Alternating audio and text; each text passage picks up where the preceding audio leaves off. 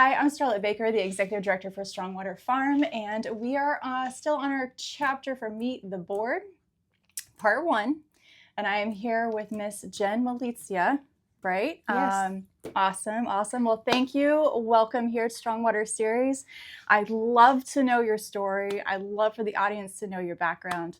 I adore you on so many different levels for so many different reasons. We really have to get out there and play golf sometime. Yes, absolutely. Absolutely. Me, you, and Gina. Sounds like a plan. But anyway, so for the audience, what I'm trying to do is I'm trying to get our message up and out, right? So a lot of our participants, a lot of our families, a lot of just the overall organizations that support us, they see a lot of the instructors or they'll see some of the volunteers and stuff like that. But there's a lot of muscle behind the scenes when it comes to the board and everybody's participation from the board. Mm-hmm. And I will say that since I've been here, like you guys have been insanely generous and supportive with time and resources and just overall your willingness to help. And I've been forever grateful for that.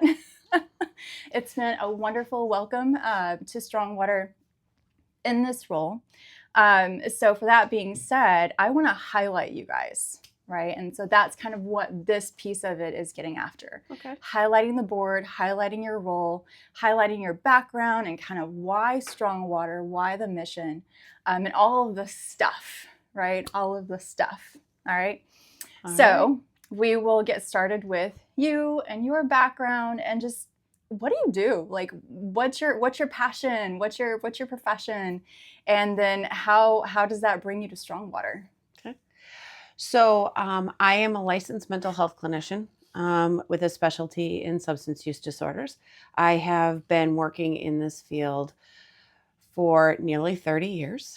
And I've seen a huge evolution and change in regards to substance use disorders. Mm-hmm. I have been very happily employed here at Tewksbury Hospital, actually going on almost 8 years. Right. I am. Mm-hmm. I've been within the Department of Mental Health, Department of Public Health, Health and Human Services for nearly 27 years. Mm-hmm. So I've been around the block for a few times.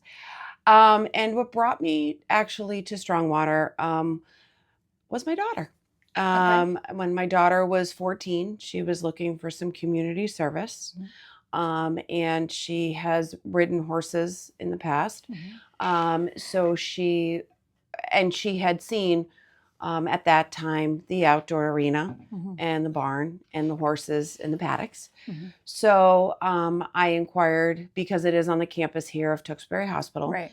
And I had the opportunity to meet MJ. That's how I got connected to MJ. So MJ told me about Strongwater and where it was at. Right. And at the time, we had a little bit of bumps as far as getting her some volunteer hours here, mm-hmm. but she was able to volunteer.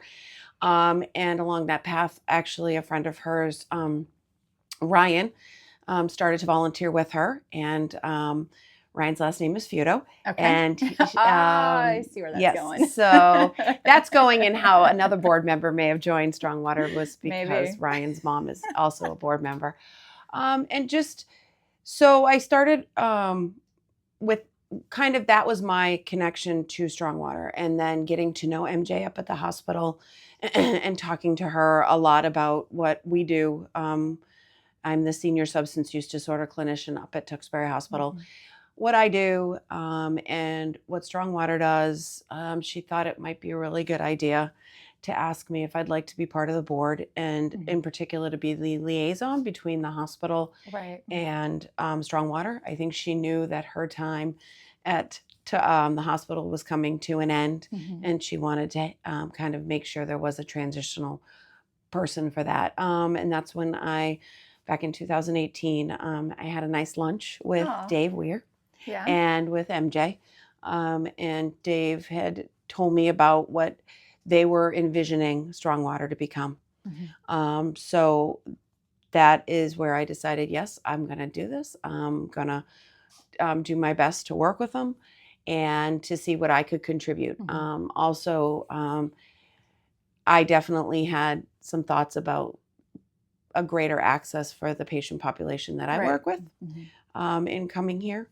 So that's where it all started. And since that time, this Strongwater is barely recognizable from what it was. It has become, I mean, you have this beautiful indoor arena. Right. We have just the passion as that's what's kept me. Mm-hmm. What's kept me on the board for so long has been the passion of many of the board members and of the volunteers, definitely the staff. I think we've gone through, major changes in regards to leadership. Right. And I think everybody's at the time that they came in as leaders needed to be that leader at that time. Right. Mm-hmm. And we have been blessed to have you. And I can't even, you tell me how much I adore you, adore me. Feeling is absolutely mutual.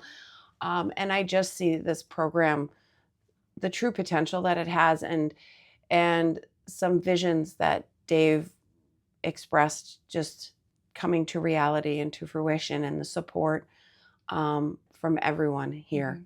is why I stay. That's awesome. Well, thank you for that. Yeah, so from my understanding, Strongwater Farm used to be the farm, right? Yes. THE, the farm, Tewksbury Hospital Equestrian Farm. Yes, that was the original name. Yeah, that was the original name for a couple of years. And then I guess we rebranded to Strongwater Farm. Mm-hmm. And we expanded a lot of our services and stuff like that. I'm still learning a lot of the history behind it. There's mm-hmm. so much depth here. And I'm really looking forward to sitting down again with MJ about it, because it doesn't matter like how many times I sit down with her. There's always something to learn, right? Yeah. She's an amazing individual. Absolutely. And that's true for any of the board members mm-hmm. that have had the longevity that like you have had with being at the Tewksbury Hospital for the last 30 years. That's before Strongwater became into existence, right? So you've literally been able to witness from just up the hill, literally the transformation. And yes. that's amazing. And yes. And that transformation really has come really with MJ bringing on Dave, and then a lot of the current members of the board, the people who have been here. That's where it really changed. I mean, when I started, I've only been at the hospital mm-hmm. for now it's longer than that. 8 years, actually, excuse me, okay. Now at this point. Nope. You have to correct that. It's actually now coming on 10. Okay. And that's when it was the farm. Yeah. And so even within the last 10 years, what it has evolved to is unbelievable. Yeah. Well, we're in our 25-year anniversary now. I know. Which is super exciting. So on that note, like from your perspective and your viewpoint, what does this silver anniversary really mean? And like, what does that stand for, I guess, in your words? I think it means just the passion and the dedication mm-hmm. that you see here, whether it be a volunteer, whether it be a staff member, whether it be a board member. There is just something intrinsic about this place that mm-hmm. brings people back, and you always come in feeling good and you leave feeling even better. And I think that it being around as long as it has been, and again, the evolution speaks to that passion, mm-hmm. The consistent growth since my involvement for the last 10 years is actually, I could be here for hours just talking about the growth that I've seen here at Strongwater. But I think a lot of that has to do, again, with Dave's mission, Dave's view, Dave's passion, Dave's drive for what he wanted. And then like any great leader, they surround themselves with amazing people as mm-hmm. well. And from a board perspective, Chris and Martha and mm-hmm. Charlie, they've all brought their level of passion here and their own ideas, and are really behind the growth and a shared mission. Right. Which I think is what the 25 years speaks to. Yeah, for sure. I would say we're all in, like all of us. There's, I know life kind of ebb and flows, like priorities have to shift from time to time. But I would say that like anytime a board member can pitch in to help with anything, whether it be chores, whether it be office chairs, filing cabinets and stuff like that. Everybody has this unique background, unique talent they can bring to the fight, so to speak. And it's just, it's encouraging, right? we've made it this far, and it's just really encouraging about what our next steps are. Like I was telling with Chris Purley the other day, like we're not necessarily done, right? We haven't really made it because we still have so much growth and potential to go. Yes. And that's what I'm super excited for. And then previously in another episode, actually, I had mentioned the brilliance of each, in the ED seat especially, of each leadership and like what they brought to it. I'm kind of looking forward to see what I bring to the fight. We'll see. If anything, it's a lot of energy. That it is, and there's a lot more to that. You've brought an amazing, amazing environment. You've created a very, very powerful, very pleasant, very supportive environment. Thank you. I appreciate that. For sure. I don't really know what to say to that. So thank you. That's the best thing you can say sometimes. Just thank you. It is. Sometimes. All right. So based on your experience here, based on the growth that you've seen, based on some of the challenges that you've experienced, the witness here, within Strongwater, how have we, can you maybe pinpoint a challenge that we survived through and what we learned from it to grow stronger? I think one of the biggest challenges in general I saw were when I first came on the board. And I think that developing a sound system, a structure, that was something that was not always here. And I think that a foundation in that structure and actually a level of organization just allows for everything to grow from there. Right. And I think that was created with Maria. That was her strength. That is why she was brought in here. And she was very successful at what she created. Agreed. And I pointed that out before too. Yeah. And I think it's grown from there, and it's allowed for other leaders to then build on it, but then also bring in their own creativity, but keeping this solid foundation. She created a very solid foundation to grow from. Agreed. I am meeting her as a volunteer a few years ago. A lot of respect and admiration for her from me specifically.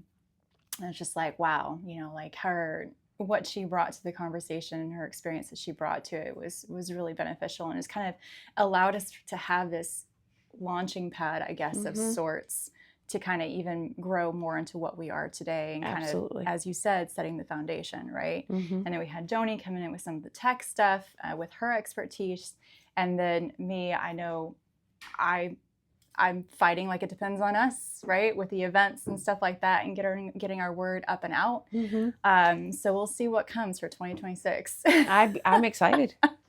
For sure. All right, so one question that I failed to ask Chris Purley, but I'll have to circle back to that before. But I did ask Miss Martha, what are some of your favorite memories of Strongwater? There's one that I have. So thankfully, we have been able to keep a very simple named program, the C3 program, which is the unit that I predominantly work on C3. At Tewksbury Hospital. Yep. And we have been able to have patients come to Strongwater and work with the horses, all unmounted. And at the very beginning, I was the one who brought everybody down. And the experience is that a population that I work with that don't really have a lot of trust in or by other humans for various different reasons, and have their own limitations and their experiences in life that have not always been positive, to see the unconditional positive regard of the horses. I'll never forget one of the first times we were able to bring somebody here who was in a wheelchair. I can't remember the name of the horse, and I apologize for that, but amongst everyone else who was standing up, the horse went right over to this person and got right at their level, put their head down, and just nuzzled up right where she could pat him. And you just saw this instant connection. Right. And you saw somebody who I think didn't have a lot of self-worth really feel like, wow, Mm-hmm. some level of I'm important to this animal. I'm seen. Absolutely. And it was just a pivotal moment. And then again, other experiences have a lot to do with being part of the C3 program, and some of the participants really afraid at the beginning, but learning it over time, something that can look so large Mm-hmm. and cause such fear really is very gentle. Mm-hmm. And you break through that barrier, Mm-hmm. and you're very excited when you're able to just put your two hands on a horse and be so proud of yourself. And for our patient population to feel that sense of pride, Right. and kind of going through that fear, is really important, especially in early stages of recovery. So I think that those are my key moments that That's I've had. awesome. That's awesome. So I guess with that being said, can you kind of expand on how like equestrian therapy can really help those going through substance use disorder challenges? I think, again, I say this to the positive self-regard, the Mm-hmm. fact that, the patient population that I work with is treated with such stigma. Mm-hmm. And also, depending upon how one goes about obtaining substances, Right. they have to do things they may not be proud of. Mm-hmm. A lot have, unfortunately, due to their substance use, have ruined or severed or damaged relationships with people. Yep. They also do not learn to, nor do they trust a lot of people, including themselves. Mm-hmm. So when you work with an animal, and such a large animal, and right, to have something that can initially look to be very intimidating, mm-hmm, actually be very gentle, mm-hmm, and they care about you no matter how your day is that day. Mm-hmm. They are happy to see you no matter what may have been before or what comes after. Mm-hmm. I think that is so valuable, and to start to develop trust. Right. And a true sense of trust. It not being a conditional thing. Mm-hmm. It's truly unconditional. I think that is something that's very valuable. The people who don't struggle with substance use, a lot of people have that. They, mm-hmm, have someone in their lives that have unconditional positive regard for them. Mm-hmm. Usually find that within parents or grandparents or siblings, but with that familial unit. Mm-hmm. But a lot of times people who struggle with substance use disorder, it doesn't just develop on its own. Mm-hmm. There is a lot of research that there's a family dynamic to it. It's genetic. Some parts of it are. So to have that, for some of our patients, it could be the first time they've experienced that. Yeah, that is beautiful. So I don't know if you remember this or not, but a little over a year ago, you and I was up at the hospital, and I saw you at your office, and we were talking about substance use disorder, maladaptive vices, and then creating some sort of like environment that changes the habits, right, and, mm-hmm, takes them out of their world, and gives them a purpose, mm-hmm, right? And that there was something that you said during that interview that really stuck with me. I can't think of it right now. But it's beautiful, the transformation that you can, mm-hmm, witness here. It's a second chance of life, yeah, for many different people. Mm-hmm. And you're right, no matter what walk of life you're from, right? No matter how much garbage you carry with you, the moment that you're, within the proximity of our equine partners, like they know. Mm-hmm. I don't know how they know. There's science about it. I'm not sure. But they just know. They do. And then in that moment, it's almost like whenever you learn to open up, whenever you learn to trust not just the equine partner, but really yourself, that it's okay, mm-hmm, to just let that go. Mm-hmm. And really just surround yourself with that love from your equine partner, and then eventually, hopefully, yourself, right? Because, mm-hmm, obviously, with those backgrounds and the clients that you primarily work with, it's really hard to just love yourself. Yes, it is. Let alone love another human being. And I think that our horses here, our equine partners here, really teach us a lot about that, mm-hmm, and how to take care, whether it be through the grooming process, like whenever you got the curry comb and the hard brush and stuff. It's that act of love, or it's just as simple as breathing, standing next to and breathing. right? Having the hands on the horse. And even like you just said, right? Having your hands on the horse is sometimes that like, oh my goodness, I'm doing this, right? I'm standing next to a horse. It's like 3 times my size. Right. Right. So it's that trust, it's that compassion, it's that love. It's enduring the challenges that life throws at you, whether it's self-inflicted or not, right? Let's be honest. And then growing from it and just deciding to make a change. And one of those changes triggered by just walking through the door. Yes. And just saying, hey, I'm here. Yep. Absolutely. Awesome. I just have so much to say about that specifically. Sorry. That's okay. A lot of heart, a lot of passion for this. This is awesome. I know this. Right. All right. So going back to you, all right. So as a board member over the next, I don't know, few years, right? How are you, how do you foresee yourself helping? I know you're on the program committee meeting or program committee chair, actually, right? So in that respect, you've definitely helped out with talking about the different programs and different potential possibilities and stuff like that.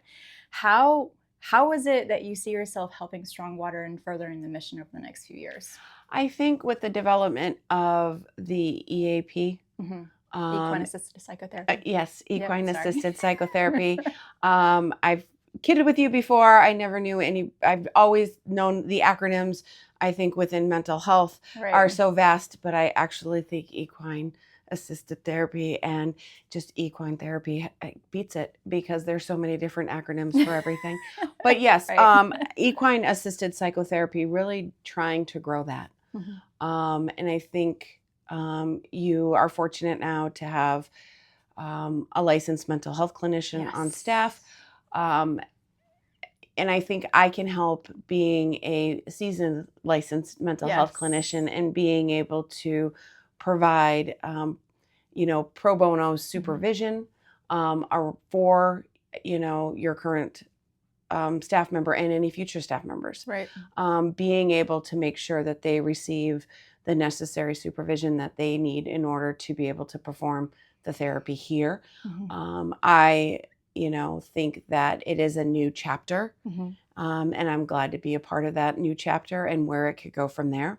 I know that there's also starting to look into doing research here around, psychotherapy and equine assisted psychotherapy. So being a part of that, being able to provide my professional experience and expertise to that.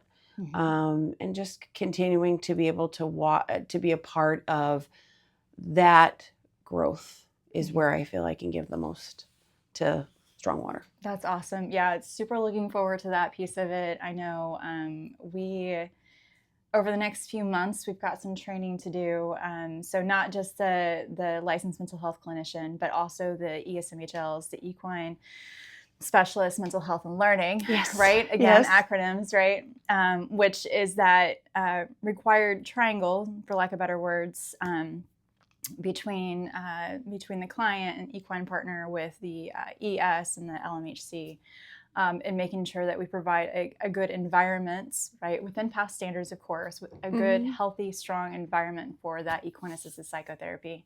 I know we've definitely grown our team as far as like the credentials and stuff like that, and the team member, the newly acquired LMHC that we have, super excited for her for so many different reasons. I know she has such a passion for this as well. But it's just overall, I'm so stoked about it. Sorry for lack of better words. No, you should be. I am too. I am too. Good. All right. So is there anything else that you would like to add? Your story? Whatever. Sorry, no, you're fine. So is there anything else that you would like to add? Your story? Anything for the audience that you'd like to kind of put out there? I don't think so. I think that, again, what started as just inquiring about my daughter being a volunteer here has grown into something that I love, and I love being a part of. It's just been amazing to see the evolution of Strongwater, the growth within it. and really where that can go. I think there's a true potential here for this to be, just a gold star. Yeah. And even higher than that. And I'm excited to be part of that. And the team that is here now, and everyone else involved, I think is what spears that to happen. And it's exciting to be part of that. Awesome. Well, thank you so much, Miss Jenn, for your time. Definitely appreciate you. Thank you for joining us, and we'll see you next time on Strongwater Series. Make sure you like and subscribe for future episodes. Take care. Bye. Bye.